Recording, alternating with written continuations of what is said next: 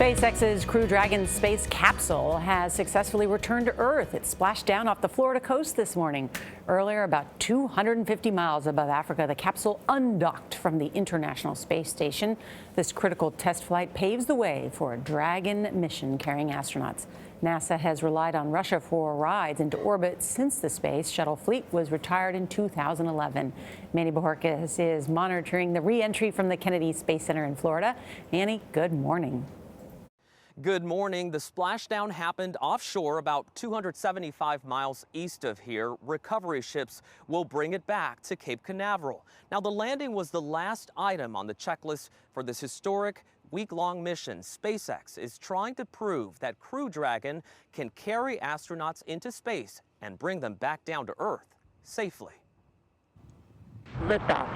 A Falcon 9 rocket lifted Crew Dragon into history last weekend, becoming the first commercially built and operated spacecraft capable of carrying people to dock at the International Space Station. Capture confirmed.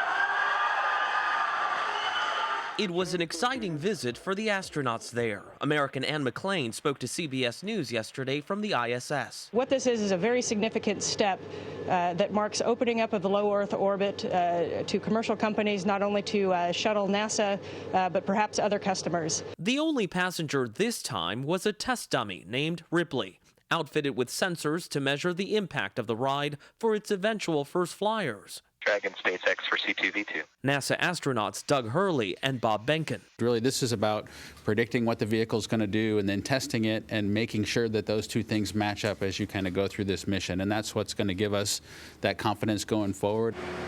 Flying people would be a giant leap for Elon Musk's company, which he founded nearly 2 decades ago. It's been 17 years. We still haven't launched anyone yet, but hopefully we will later this year. So that would definitely be the culmination of a long dream for me and a lot of people at SpaceX, for sure. SpaceX could fly astronauts as soon as July, but the company still has a lot of work to do, including testing the abort system. Boeing is also building a new spacecraft. It's called the Starliner, and that company is hoping to launch it on a test flight like this one next month. Norah? I love it. Manny, thank you so much.